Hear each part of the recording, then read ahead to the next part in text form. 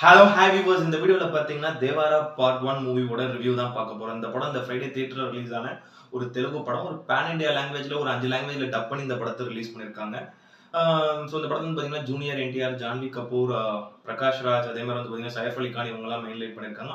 அனிருத் ரவிச்சந்தர் இந்த படத்துக்கு மியூசிக் பண்ணியிருக்காரு. கொரட்டல சிவா இந்த படத்தை டைரக்ட் பண்ணியிருக்காரு. ஸோ கொரட்டல சிவா நிறைய கமர்ஷியல் படங்கள் ஹிட் கொடுத்த ஒரு தெலுங்கு டேரக்டர் தான். அவரோட படங்கள்லாம் மசாலா கமர்ஷியல் படங்களா தான் இருக்கும். அதுவும் மகேஷ் பாபு வச்சு பரதனும் நானும் ஒரு படம்லாம் எடுத்தாரு. அதெல்லாம் பயங்கரமா இருந்தது. அது மாதிரி இதே ஜூனியர் என்டிஆரை வச்சு ஆல்ரெடி ஜனதா கரேஜ்னு ஒரு படம் பண்ணியிருந்தாரு. இது அவரோட ஒரு 2வது கொலாபரேஷன் சொல்லலாம். ஆனா லாஸ்டா அவர் எடுத்த ஒரு படம் ஏதோ ஃபிளாப்பா இருந்தது. சம்திங் இது ராம் சரணும் அதே மாதிரி சிரஞ்சீவி நடிச்ச ஒரு படம், ஆச்சாரியான்னு ஒரு படம். பட் ஒரு கம்பேக் கொடுப்பாரு அப்படின்ற ஒரு எக்ஸ்பெக்டேஷன் வந்து இந்த படம் நிறைய ஆடியன்ஸ்லாம் போய் பார்த்துருந்தாங்க. அவரோட டைரக்ஷனை விரும்பின ரசிகர்கள். மெயினாக இந்த படத்தோட கதை என்னன்றது வந்து பார்த்தீங்கன்னா, ஒரு ஆந்திராவில் ஒரு கடலோர சைடு ஒரு கிராமம். மொத்தமாக வந்து பார்த்தீங்கன்னா 4 கிராமம் இருக்கு. 4 மலையை சுற்றி 4 கிராமம் இருக்கு.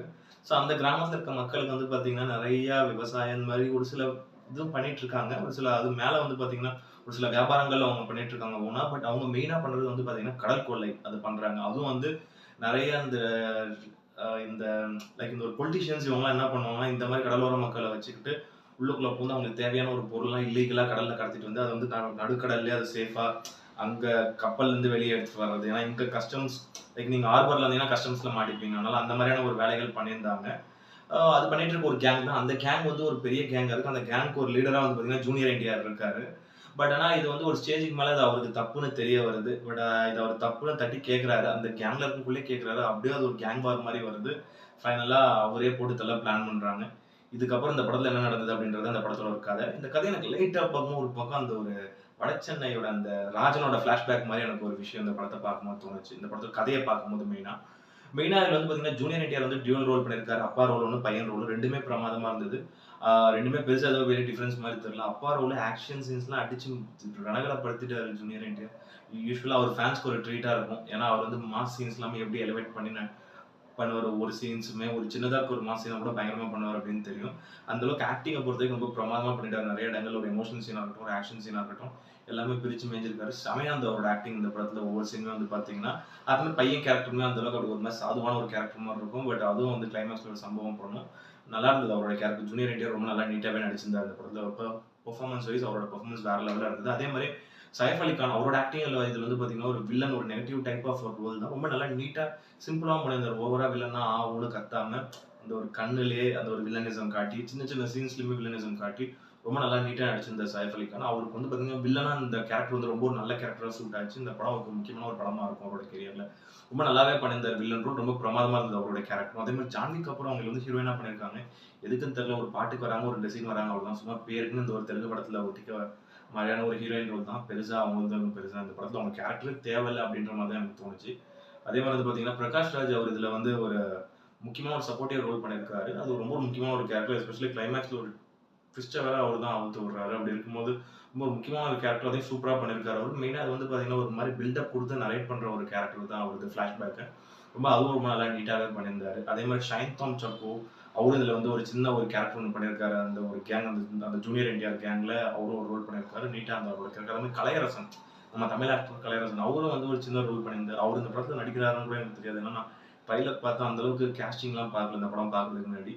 டக்குன்னு அவரை பார்த்தோன்னே சித்தப்பு நீங்க எங்க இங்க அப்படின்ற மாதிரி தான் இருந்தது. மெயினா கலையரசன் வந்து பாத்தீங்கன்னா எல்லா படத்துலயுமே கொண்டு வருவாங்க தமிழ் படங்கள்ல. சரி ஓகே, தெலுங்கு படத்துலயாவது ஏதாவது பெரிய ரோல் கொடுத்துருக்கோம் அப்படின்ற ஒரு ஆச்சரியத்தோட தான் நான் படம் பார்த்தேன். அதுலயும் கொண்டுட்டாங்க. அவர் வந்து பாத்தீங்கன்னா சாவறதுக்குன்னே சினிமா இண்டஸ்ட்ரிக்குள்ள வந்தாருன்னு நினைக்கிறேன். எந்த லாங்குவேஜ் படம் நடிச்சாலும் இறந்து போகணும் அப்படின்ற மாதிரி. பட் ஆனால் ஒரு நல்லா இருந்தது அவரோட பெர்ஃபார்மன்ஸும் ஓரளவு. அதே மாதிரி நரேனில் வந்து ஒரு சின்ன கேமியோ பண்ணியிருக்காரு. ஒரு முக்கியமான ஒரு கேமியோ தான். அவரோட ரோலுமே இந்த படத்துல ரொம்ப நல்லா இருந்தது. மெயினாக வந்து பார்த்தீங்கன்னா அனிருத்தோட மியூசிக்கை பொறுத்த வரைக்கும் ஒரு 2 சாங் படத்தில் பிரமாதமாக இருந்து இப்போ ரீசெண்டாக வந்து ஹிட்டான 2 பிளாக் பஸ்டர் சாங்ஸ் 2மே நல்லா இருந்தது. அனிருத் என்னதான் ஒரு மாதிரி காப்பி அடிச்சு போட்டாலும் சாங் ஓரளவு ரசிக்கிற மாதிரி போட்டுருவாரு அப்படின்னாலும் அதனால வந்து சாங் 2மே நல்லா இருந்தது தேட்டரில் கேட்கும்போது. அது மாதிரி பேக்ரவுண்ட் ஸ்கோர் ரொம்ப நல்லா நீட்டாக பண்ணியிருக்காரு. நிறைய இடங்கள்ல அவரோட பேக்ரவுண்ட் ஸ்கோர் ஒர்க் ஆயிருந்தது. சவுண்ட் டிசைன் ஒர்க்காக இருக்கட்டும். ஏன்னா மெயினாக அந்த கடலை சுற்றியே தான் நிறைய சீன்ஸ் மூவ் ஆகுது. அப்படி இருக்கும்போது சவுண்ட் டிசைன் ஒர்க் பிரமாதமாக இருந்தது. பேக்ரவுண்ட் ஸ்கோர் ரொம்ப நல்லா நீட்டாக போட்டிருந்தார் அனிருத் நிறைய மாஸ் சீன்ஸ்க்குலாம். அதே மாதிரி வந்து பார்த்தீங்கன்னா ரத்னவேலுவோட சினிமாட்டோகிராஃபி இந்த படத்துக்கு ஒரு பெரிய பிளஸ். ஏன்னா படம் பூரா வந்து பார்த்தீங்கன்னா ஆல்மோஸ்ட் ஒரு 50% ஆஃப் ஒரு படம் வந்து பார்த்தீங்கன்னா ஒரு கடலுக்குள்ள நடக்குது. 50% ஒரு படம் அந்த கடல் சுற்றி இருக்க நிலத்துல நடக்குது. ரொம்ப சூப்பராக சினிமாட்டோகிராஃபி பண்ணியிருந்தாரு. எஸ்பெஷலி அந்த ஒரு நைட் சீன்ஸ்லாம் அந்த ஒரு டிஐ ஒர்க் இதெல்லாம் பிரமாதமாக இருந்தது. மெயினா ஒரு ஸ்டண்ட் சீன்ஸா இருக்கட்டும், மெயினா கடல் கொள்ளை எப்படி பண்றாங்களோ, எஸ்பெஷலி அந்த ஃபர்ஸ்ட் படம் ஸ்டார்ட் ஆனாலும் ஒரு 10 நிமிஷம் ஒரு சீன் வரும். அதுல அவரோட சினிமாட்டோகிராஃபி வேற லெவல்ல இருந்தது. ஒரு ஹாலிவுட் ஸ்டைல்ல இருந்ததுன்னு சொல்லுவேன். ஃபர்ஸ்ட் எப்படி அந்த ஒரு கேங் வந்து கொள்ளடிக்க வராங்க அப்படின்ற ஒரு சீனை காட்டியிருப்பாங்க. நிறைய கேமரா ஆங்கிள்ஸ்லாம் வேற லெவல்ல யூஸ் பண்ணியிருந்தாரு. பிரமாதமா இருந்தது அவரோட சினிமாட்டோகிராஃபி இந்த படத்துல. அதே மாதிரி வந்து பாத்தீங்கன்னா, ஸ்ரீகர் பிரசாத் அவரோட எடிட்டிங்கும் இந்த படத்துக்கு ஒரு பெரிய பிளஸ்ஸா இருந்தது என்னை பொறுத்த வரைக்கும். அம் ரொம்ப நீட்டா ஆடியன்ஸ்க்கு புரியுற மாதிரி தான் படத்தை கொண்டு போனாரு. ஒரு மாதிரி லைட்டா ஒரு நான் லீனியர் மாதிரி தான் போகும். பிரகாஷ் ராஜ் தான் கதை சொல்லுவார் இந்த படத்தை. பட் ஆனால் ஆடியன்ஸ்க்கு புரியுற மாதிரி ரொம்ப நீட்டா பண்ணியிருந்தாரு. நிறைய இடங்கள்ல வந்து கட்ஸ் எல்லாமே நல்லா ஒர்க் அவுட் ஆனது. எஸ்பெஷலி ஸ்டண்ட் சீன்ஸ் எல்லாமே ரொம்ப நீட்டா அந்த எடிட்டிங்ல கட் பண்ணியிருந்தாரு. என்ன படம் கொஞ்சம் டியூரேஷன் தான் அதிகமா இருந்தது. எனக்கு தெரிஞ்சு ஒரு 20 to 25 மினிட்ஸ் படத்தை ட்ரிம் பண்ணியிருக்கலாம். அந்த அளவுக்கு கொஞ்சம் லேக் எனக்கு தெரிஞ்சது. பட் ஆனால் பெட்டரா பண்ணியிருக்காரு எடிட்டிங். அதே மாதிரி கொரட்டாலா சிவா அவரோட ப்ரீவியஸ் ஃபிலிம் ஆச்சாரியாவை கம்பேர் பண்ணும்போது இந்த படம் வந்து ஒரு நல்ல ஒரு பெட்டரான ஒரு படம்னு சொல்லுவேன்.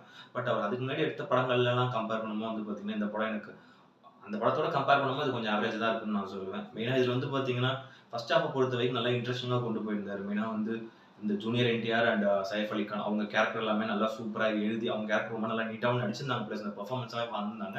அதே மாதிரி சுத்தி இருக்க எல்லா கேரக்டருமே நல்லா பண்ணியிருந்தாங்க. ப்ளஸ் கதையும் நல்லா அப்படி ஒரு இன்ட்ரெஸ்டிங்கா போச்சு. ஒரு ஒரு ப்ரீ இன்டர்வல் வரைக்கும் படம் ரொம்ப நல்லா இன்ட்ரெஸ்டிங்கா தான் போச்சு. கண்டிப்பா எனக்கு அந்த அதை பொறுத்த வரைக்கும் ஃபர்ஸ்ட் ஹாஃப்ல எங்கேயுமே பெருசா லேக் ஆகல. ரொம்ப நல்லா இன்ட்ரெஸ்டிங்கா போச்சு. செகண்ட் ஹாஃப் ஸ்டார்ட் ஆன உடனே ஏதோ ஒரு மாதிரி தோய்வான மாதிரி தான் எனக்கு படத்துல ஃபீல் ஆச்சு.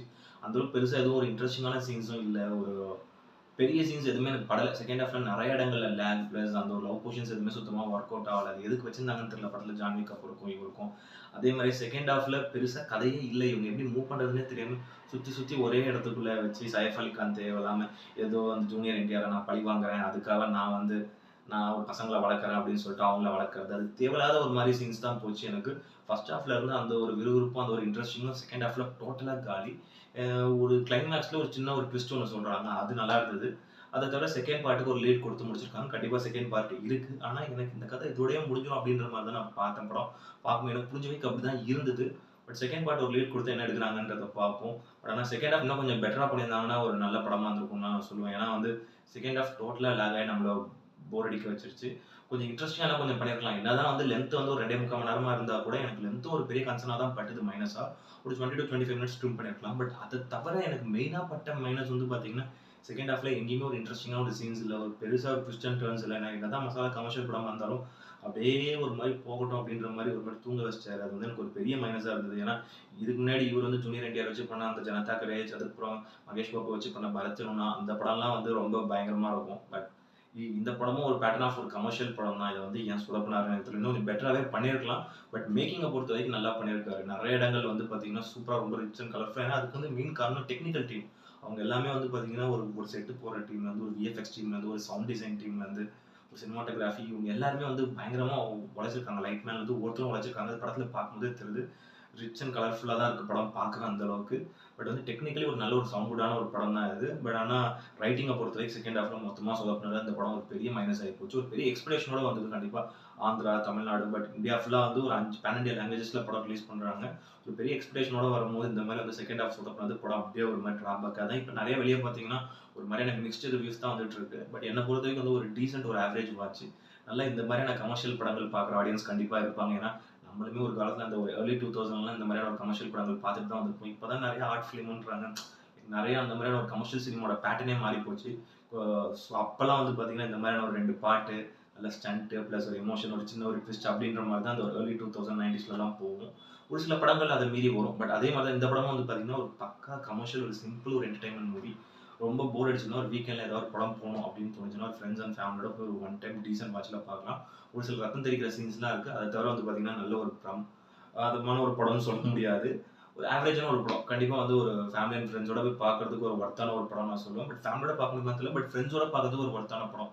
ஏன்னா, அதில ஃபேமிலி பார்க்குற அளவுக்கு அப்படி அந்த அளவுக்கு எதுவும் பெருசா இல்ல. ஏன்னா ஃபுல் அண்ட் ஃபுல் ஒரு ரத்தம் தெறிக்க தெறிக்க நிறைய ஆக்ஷன் சீன்ஸ் தான் இருக்கு. அதனால வந்து பார்த்தீங்கன்னா, அது வந்து ஒரு ஃப்ரெண்ட்ஸோட போய் பார்க்கலாம். ரொம்ப போர் அடிச்சிருந்தா. அந்த படத்துல ஒரு ரேட்டிங் வந்து பார்த்தீங்கன்னா, 10க்கு வந்து ஒரு 6 குடுப்பேன். அந்த அளவுக்கு ஒரு வொர்த்தான ஒரு ஒன் டைம் டீசென்ட் வாட்ச் இது.